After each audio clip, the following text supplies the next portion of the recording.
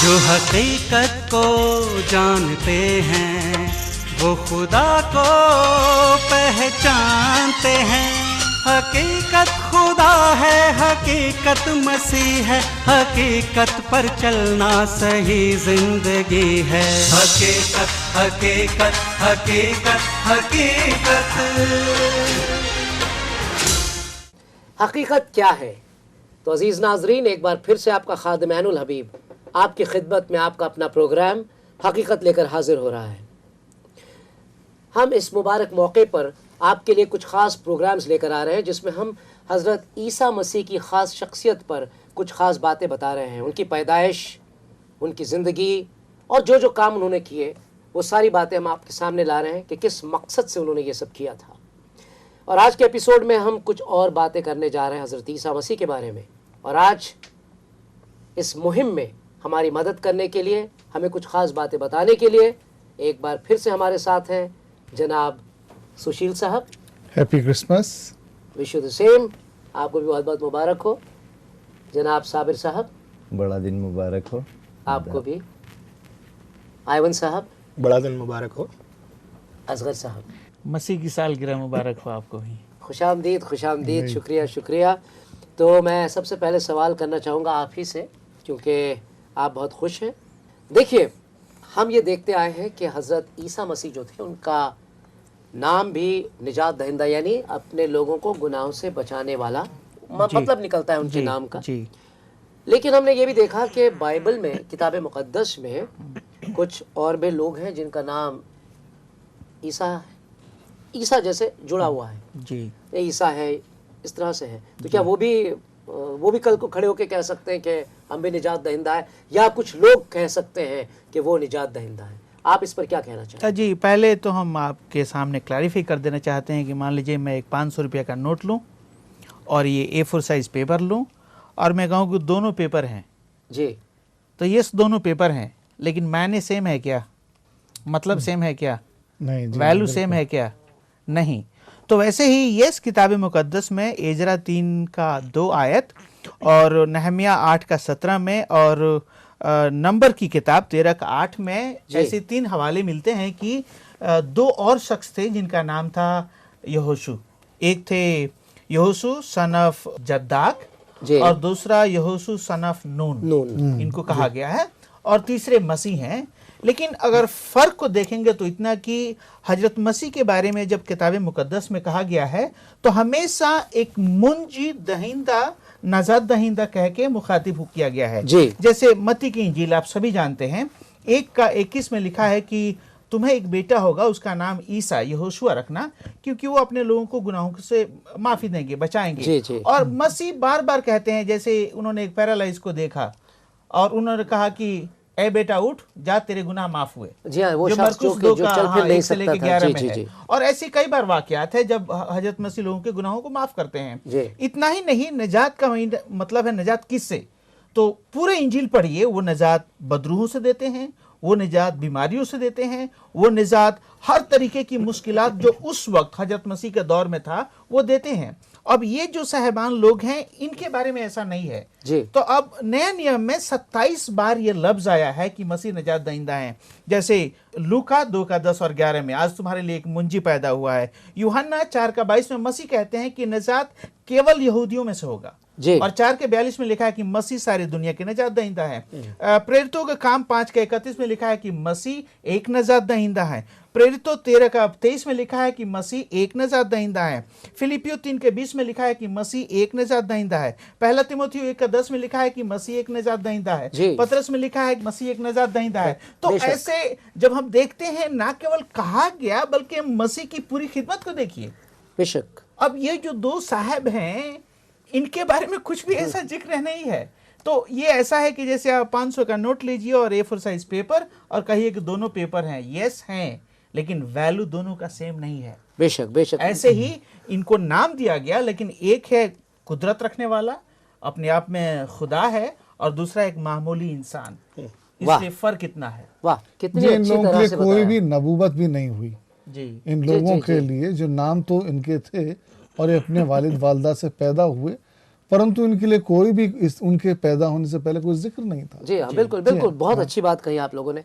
ऐसा होता है नाजरीन कि अक्सर लोग जो है हज़रत ईसा मसीह का जो नाम है, जो उनका मर्तबा है, उसको छोटा करना चाहते हैं, उसकी बेहरमती करते हैं। ये बहुत गलत बात है, ऐसा नहीं करना चाहिए, क्योंकि ईमानदारी से आप देखिए हर चीज़ को, किसी को आप छोटा अगर साबित करेंगे उससे वो छोटा तो होता नहीं है, है कि नहीं। और जो आपने मिसाल दी बहुत खूबसूरत लगी वो मिसाल हमें। अब मैं जनाब साबिर साहब आपसे ये दरियाफ्त करना चाहता हूँ कि मसीह की जो ज़मीनी खिदमात का सिलसिला था वो कहाँ से शुरू होता है, यानी ज़मीनी यानी कि ज़मीन पर जब आए थे वो, हमारे बीच रहे थे वो, तो उनका जो सिलसिला है वो कहाँ से शुरू होता है काम का, खिदमात का, और कहाँ पर जाके पूरा होता है, मुकम्मल होता है? इस मामले में मैं एक ये रोशनी डालना चाहता हूँ कि हज़रत मसीह के 5 पड़ाव को हम देखते हैं जी। पहला पड़ाव उनका है बैतलहम जी। पेशन गोइयों के मुताबिक वो बैतलहम में पैदा हुए और वहाँ पर जो कुछ भी हुआ, मजूसी आए, सोना मोर और लोबान लेकर उनकी परस्ती की गई, सिर झुकाया, सिजदा किया गया उन्हें, वगैरह वगैरह। सो ये एक पहला जो पड़ाव है बैतलहम है और ये उनकी पैदाइश से ताल्लुक़ रखता है जी। दूसरा पड़ाव हम देखते हैं उनकी ज़िंदगी में नासरत को। जी। वो नासरत आए और नासरत एक ऐसा पड़ाव है जहाँ पर उनके परवरिश का दौर पूरा हुआ। जी। उनकी परवरिश हुई और उसके बाद फिर एक तीसरा पड़ाव है। तीसरा पड़ाव है कफरनहूम। ये उनकी जवानी का मकाम है। कफरनहूम में जब आए तो उन्होंने मरकज़ बशारत कायम किया, यानी खुशखबरी पहुँचाने का, फैलाने का दफ्तर। जी। यहाँ से उन्होंने अपनी खिदमत को शुरू किया। कफरनहूम कलाम में भी आप पढ़ते हैं कि देखिए वो वहाँ गए और वहाँ से फिर वापस कफरनहूम आए, फिर वो वहाँ गए। जी, फिर वो वहाँ गए और वहाँ से वापस कफरनहूम आए। हेड ऑफिस टाइप का, ये हेड ऑफिस था। जी हाँ, जी जी जी, ये बशारत का हेड ऑफिस था उनका। वो कफरनहूम वापस आया करते थे। तो ये तीसरा पड़ाव है उनकी ज़िंदगी का।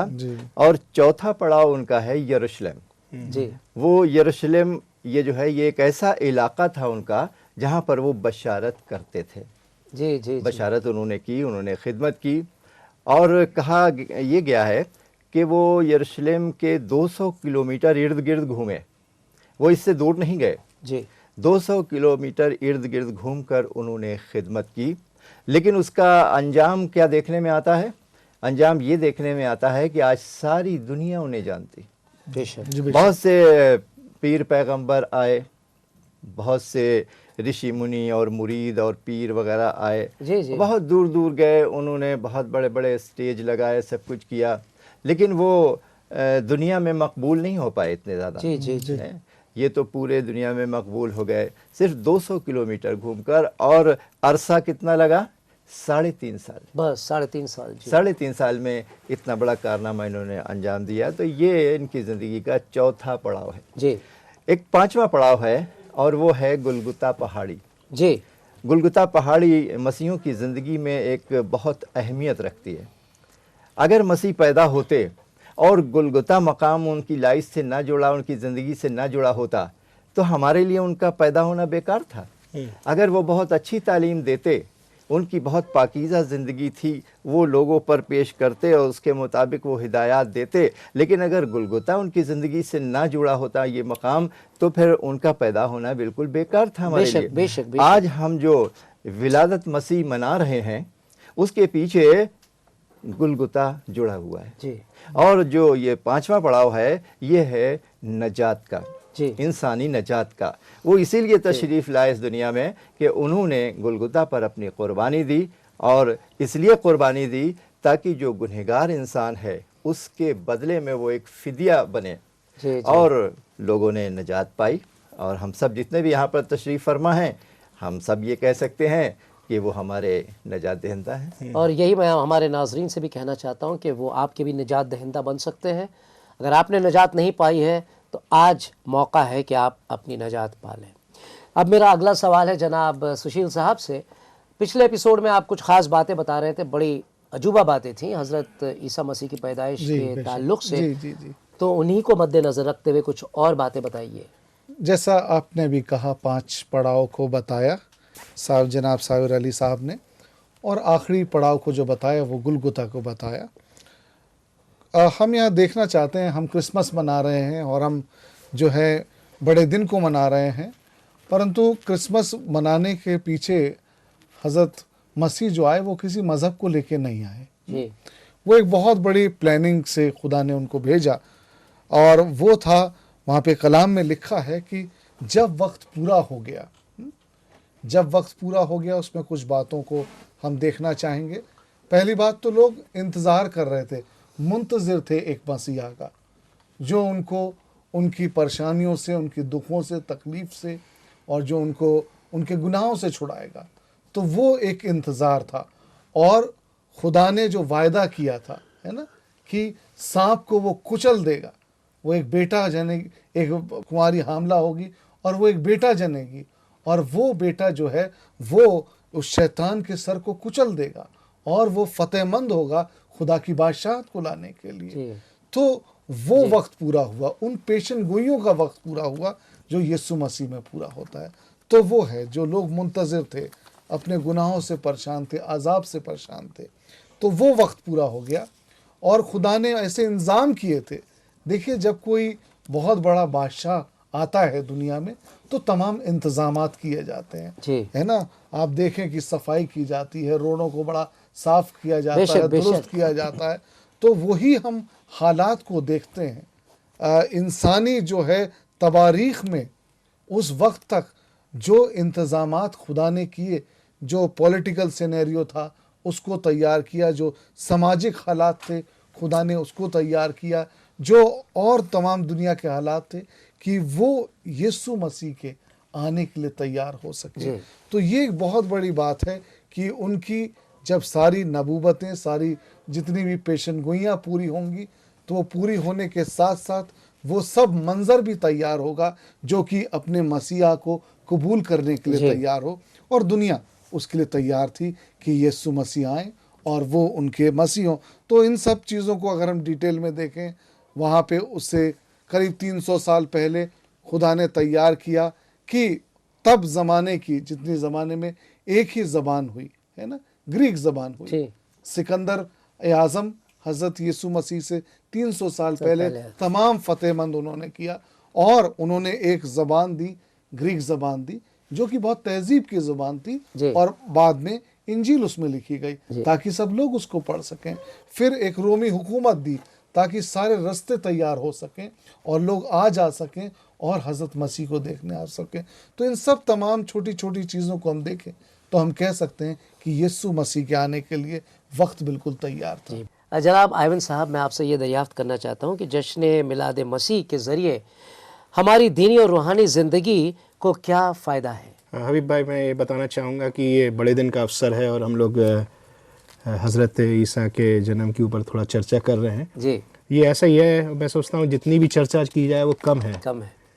और मैं सोचता हूँ कि हमारे जो सुनने वाले हैं, देखने वाले हैं, वो भी जानकारी प्राप्त कर रहे हैं, और अच्छा है। क्योंकि ये ऐसा ही है, जैसे मान लीजिए अगर हम किसी के जन्मदिन में जाएं और हम वहाँ की सारी खुशियाँ मनाएं, अच्छा भोजन करें, लेकिन उस बच्चे को नहीं जानते हो जिसका जन्मदिन मनाया जा रहा है, तो कैसा एहसास होगा हमको? बिल्कुल बिल्कुल जी जी, बहुत है ना, बड़ा ख़राब सा, भद्दा सा एहसास होता है। तो इसलिए क्योंकि हम ये बड़ा दिन मना रहे हैं, यीशु मसीह का इस दिन जन्म हुआ, तो हम अच्छा है कि आप चर्चा करवा रहे हैं, प्रश्न पूछ रहे हैं कि भाई वो कौन थे।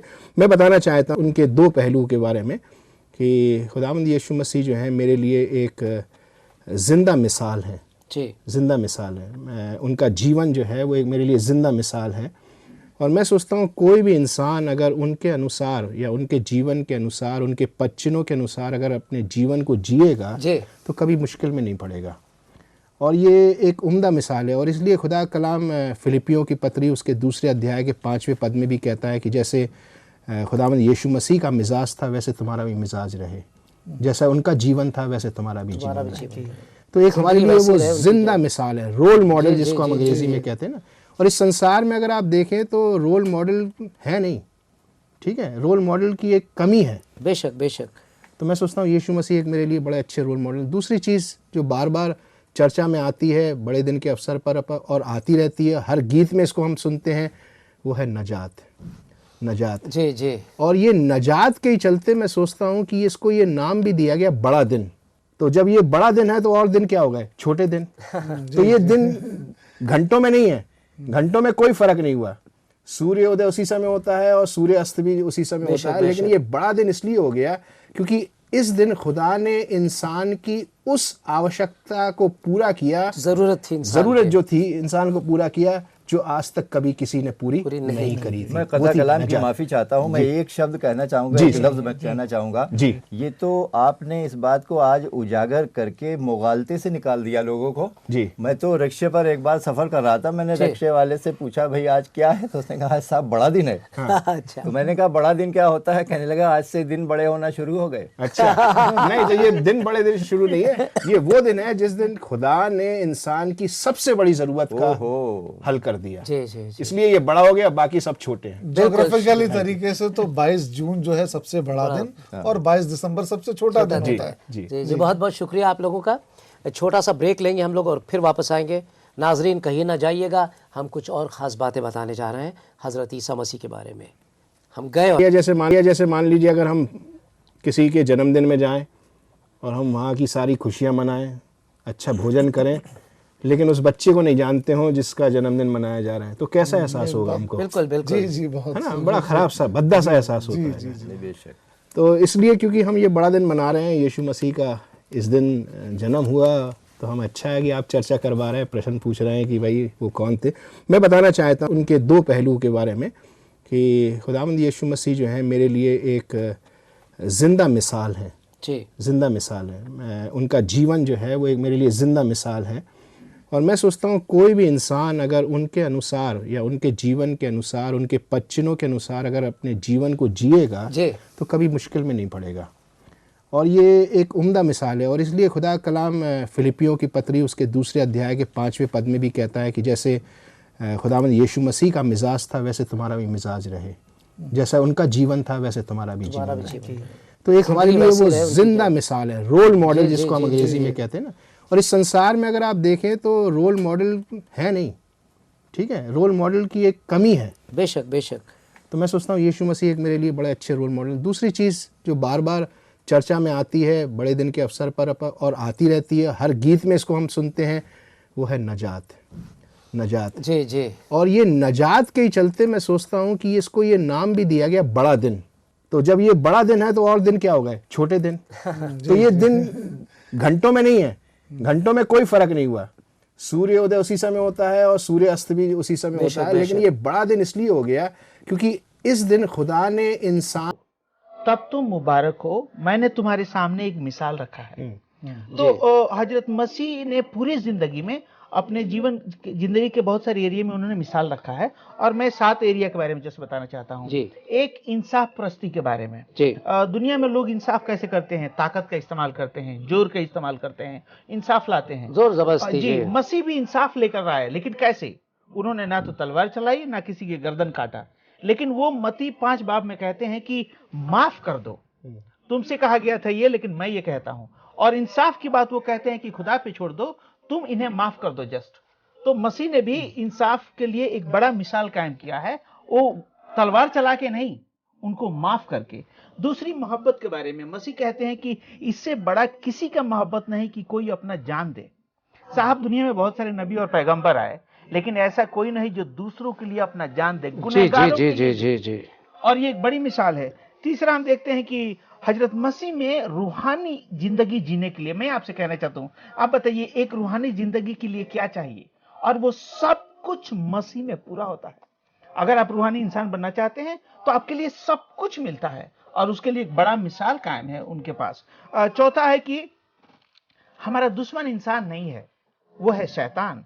और शैतान से लड़के, उसको हरा के, उसको खत्म करके एक मिसाल कायम किया कि कैसे एक इंसान जमीन पर रह के शैतान से लड़ सकता और फतह रूहानी ताकतों पर। जी, रूहानी ताकतों पर। इसके आगे हम ये भी देखते हैं कि एक अच्छे रहनुमा थे। उन्होंने ना तो किसी का घर लिया, ना किसी का जमीन लिया। वो एक बादशाहों के बादशाह है। उन्होंने सबको सब कुछ दिया, जो भी आया जो मांगा दिया, किसी से कुछ भी नहीं लिया। और ये एक बहुत बड़ी मिसाल की बात है।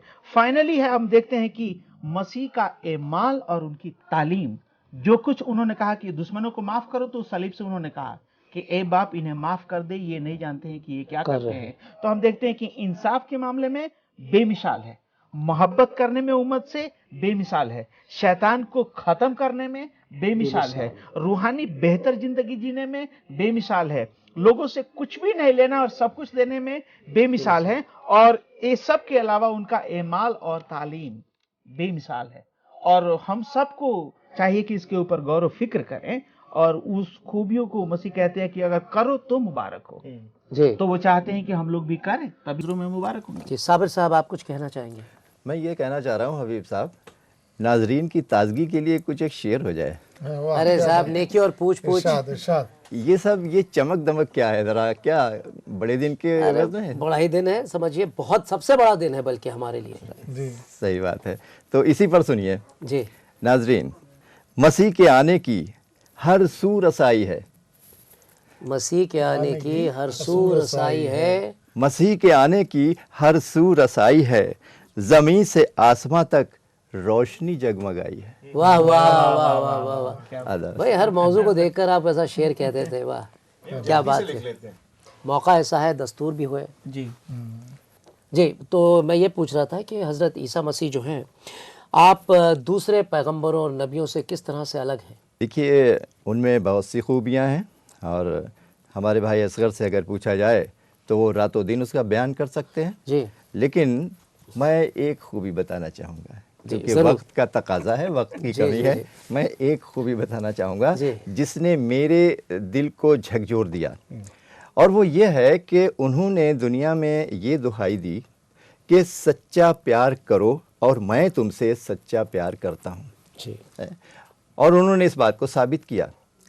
बहुत से लोगों ने ये दावे तो किए कि मैं सच्चा प्यार करता हूँ अपनी कौम से, अपनी रियाया से, लेकिन वो उसमें कामयाब नहीं हो पाए।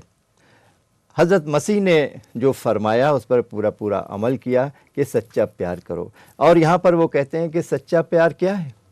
इससे ज़्यादा मोहब्बत कोई शख्स नहीं करता कि वो उसके लिए अपनी जान दे दे जी। और उन्होंने जान दे दी, उन्होंने कुर्बानी दी, वो कुर्बान हो गए। तो ये है उनके प्यार की मिसाल, और जो हमें कहीं पर नहीं मिलती। इसलिए कलीसिया ये कहती है, कलीसिया वो है जो उन पर ईमान रखने वाले लोग हैं। जी जी। मैं कलीसिया हूँ, आप कलीसिया हैं, हम सब यहाँ पर कलीसिया हैं, जीती जागती कलीसिया। हाँ। तो उनकी मोहब्बत से बेताब होकर, मुतासिर होकर कलीसिया क्या कहती है जानते हैं? कलीसिया कहती है, मैं तुमसे प्यार करती हूँ, दिल से इकरार करती हूँ, मैं तुमसे प्यार करती हूँ, दिल से इकरार करती हूँ, तुम दूल्हा हो मेरे, मैं दुल्हन हूँ तुम्हारी, तुम मसीहा हो मेरे, मैं पुजारिन हूँ तुम्हारी। वाह वाह वाह वाह, क्या बात है, क्या बात है। तो ये है उनकी मोहब्बत। शुक्रिया, बहुत बहुत शुक्रिया। जनाब सुशील साहब, आप क्या फरमाएंगे इसी मौजू पर? अब मैं चाहूँगा कि सुशील साहब इसी मौजू को आगे बढ़ाएं। जी, मैं अर्ज़ करना चाहता हूँ हबीब भाई कि हम लोग उन बातों को सुन रहे हैं धीरे धीरे, और यीशु मसीह की ज़िंदगी के बारे में हम बहुत कुछ कह सुन सकते हैं, और क्योंकि वो गरीबों के साथ रहे, कोड़ियों के साथ रहे, जिनको तब लोग बिल्कुल नापाक मानते थे, उनको चंगाई दी। नहीं साहब, अभी भी नापाकी मानते हैं, अभी कोई कोड़ी के पास जाके रहेगा नहीं साहब। बच्चों को उन्होंने अपने पास बुलाया, और गुनहगारों के साथ, लोग रास्तबाजों ने देखकर उनसे कहा, अरे ये तो गुनहगारों के साथ उठता बैठता खाता पीता है। परंतु उन्होंने कहा कि एक जो आदमी स्वस्थ है, जो ठीक है, उसको डॉक्टर की ज़रूरत नहीं है, परंतु एक बीमार इंसान को जो है डॉक्टर की ज़रूरत है। परंतु एक जो चीज़ मैं अर्ज़ करना चाहूँगा, जो मेरे दिल की सबसे बड़ी बात है, कि यीशु मसीह की ज़िंदगी को हम एक नमूने के तौर पे हम उसके पीछे चल सकते हैं, उसको फॉलो कर सकते हैं। जो कुछ उन्होंने कहा वो अपनी ज़िंदगी में किया। ऐसा नहीं है कि उन्होंने कुछ सिद्धांत और कुछ बातें हमको कह दी कि आप इनको मानिए, इनका पालन कीजिए, और उनकी ज़िंदगी उससे बिल्कुल अलग हो। क्योंकि उन्होंने जो कुछ कहा, जो भी सिद्धांत, जो भी नियम अहकाम दिए अपने, वो उनकी ज़िंदगी में पूरे हुए। हम उनकी ज़िंदगी को लफ्ज़ व लफ्ज़ उनके पीछे चल सकते हैं, उसको अपनी ज़िंदगी में ले सकते हैं। इसलिए नजात जो है वो यीशु मसीह के कलाम में तो है, कलाम सिर्फ कलाम में नहीं है परंतु उनकी ज़िंदगी में है। बेशक बेशक। मैं ये कहना चाहता हूँ। जी जी, बहुत बहुत शुक्रिया। आयवन साहब, आप क्या कहना चाहेंगे? मैं थोड़ा सा एक लाइन इनके साथ जोड़ना चाहूँगा कि लेकिन उससे पहले अचानक मुझे एक बात याद आई। आपने अभी क्या कहा कि हम लोग जाके कोड़ियों के साथ नहीं रह सकते। मेरी नज़र में जब आपने ये कहा तो मुझे दो नाम याद आए जो मसीह की राह पर चलते थे। एक तो मदर ट्रीजा थी और दूसरे ग्राहम स्टेन्स, मरहूम ग्राहम स्टेन्स। जी हाँ, इन दोनों ने अपनी सारी जिंदगियां उन्हीं, बिल्कुल, लेकिन उनके सोर्स ऑफ इंस्पिरेशन को देखिए। वही मैं कह रहा हूँ, वही कह रहा हूँ कि उनका नमूना उन्होंने अपनाया कुछ हद तक अपनी जिंदगी में। कोड़ियों के घावों को जी जी जी जी, सिर्फ ये यीशु मसीह का प्यार ही का, बस ये प्यार मोहब्बत। जी माफ कीजिएगा, मैंने आपको कोई बात नहीं। खुदावंद यीशु मसीह की ज़िंदगी को जब हम देखते हैं तो वो इतनी पाक और साफ है कि आज इतनी आसानी से कोई उनके नाम को रखता नहीं अपने बच्चों के लिए। जी बहुत जी जी जी, है कि नहीं? इतनी आसानी से कोई अपने बच्चे को नाम नहीं देना चाहेगा भाई मैं इसका नाम यीशु मसीह रख दूं। मतलब वो डिस्टिंक्ट हो गए, सवाल ही नहीं होता, अलग हो गए। और जो आपने 7 बातें बताई, भाई ने एक बात और आपने भी 1-2 बातों के ऊपर खुलासा किया। मैं 2 बातें जल्दी से बताना चाहता हूँ। जो पहली बात खुदावंद यीशु मसीह के बारे में मैं देखता हूँ उसके स्वयं के जीवन की रूहानियत, पाकीज़गी, और उसको कलाम में हम पढ़ते जैसे कि अगर हमारे लिए 2 कुरिन्थियों 5:21, जो गुनाह से वाकिफ ना था उसी को उसने हमारे वास्ते गुनाह ठहराया ताकि हम उसमें होकर खुदा की रास्तबाजी हो जाएं। हाँ, हम खुदा की रास्तबाजी नहीं प्राप्त कर सकते थे, नहीं पा सकते थे। जी जी जी, यीशु मसीह के द्वारा हमारे लिए प्राप्त हुई। हम कुछ भी कर लें, कितने भी काम कर लें, लेकिन उसकी रास्तबाजी हमें केवल यीशु मसीह के द्वारा मिल सकती है। साबिर भाई, इब्रानियों में भी हम चाहेंगे कि आप मेहरबानी से 4 और उसका 15वां पद भी पढ़ दीजिए। क्योंकि हमारा ऐसा सरदार काहे नहीं जो हमारी कमजोरियों में हमारा हमदर्द न हो सके, बल्कि वो सब बातों में हमारी तरह आजमाया गया तो भी बेगुनाह रहा। हाँ, सब बातों में हमारे समान आजमाया तो गया, लेकिन क्या निकला? बेगुनाह निकला। तो ये एक बड़ी बात है खुदावंद यीशु मसीह की। और दूसरी जल्दी से मैं बताना चाहता हूँ जो उसकी बात है, और इसमें भी साबिर भाई मैं आपकी मदद चाहूँगा। वो हमको मिलती है यूहन्ना की इंजील उसके 13वें बाब के 3 आयत में, जहाँ पर खुदावंद यीशु मसीह जो है ना अपने चेलों के पैर धोते हैं। तो ये तो वाकया हमें को मालूम ही है, चेलों के पैर यीशु मसीह ने धोए, लेकिन इसका आरंभ आप देखिए, इसकी शुरुआत देखिए कैसे होती है। उसके ऊपर मैं थोड़ा सा गौर कराना चाहता हूँ, जो उसकी नम्रता को दर्शाता है, उसकी हलीमियत को दर्शाता है। पढ़िए भाई ज़रा मेहरबानी से 3 पद। यसू ने ये जानकर कि बाप ने सब चीज़ें मेरे हाथ में कर दी हैं और मैं खुदा के पास से आया और खुदा ही के पास जाता हूँ। इस आयत में हमने देखा कि खुदावंद यीशु मसीह जानते थे कि पृथ्वी का और स्वर्ग का सारा अधिकार उनको दिया है, वो ज़मीन और आसमान का अधिकार है और जाने ही वाले हैं, फिर भी उन्होंने अपने चेलों के पैर धोए। तो ये उनकी नम्रता का प्रतीक है, ये उनकी हलीमियत का प्रतीक है, जो मुझे आज तक शायद ही किसी इंसान में देखने को मिला है या मिलेगा। बहुत बहुत शुक्रिया आपका। तो अज़ीज़ नाजरीन, हमारा प्रोग्राम यहीं पे ख़त्म होता है, लेकिन ये सिलसिला ख़त्म नहीं हुआ है। ये एपिसोड यूं ही चलते रहेंगे, और अगर आप चाहते हैं कि प्रोग्राम इसी तरह चलता रहे तो हम बस आपसे ये चाहते हैं कि आप अपना नजराना अक़ीदत इस खिदमत के नाम भेज दीजिए जब भी आपका दिल चाहे। खुदा जो है बहुत देता है इंसान को जब आप खुदा की खिदमत में अपनी तरफ से कुछ डालते हैं, और हम इंतज़ार करेंगे, आपके ख़तों का इंतज़ार करेंगे ये जानने के लिए कि आपको हमारा प्रोग्राम कैसा लगा। अब वक्त है आपसे इजाज़त लेने का, रुखसत लेने का, और हम सब मिलकर कहना चाहते हैं बड़ा दिन मुबारक हो। खुदा हाफिज़। अगर आप इस बारे में और जानकारी चाहते हैं तो हमें इस पते पर खत लिखें। पोस्ट बॉक्स नंबर 8028, नई दिल्ली 110033। फिर आपसे दोबारा रूबरू होंगे इसी वक्त। तब तक के लिए शुक्रिया। खुदा हाफिज। वो खुदा को पहचानते हैं, हकीकत खुदा है, हकीकत मसीह है, हकीकत पर चलना सही जिंदगी है। हकीकत खुदा है, हकीकत मसीह है, हकीकत पर चलना सही जिंदगी है। हकीकत हकीकत हकीकत हकीकत।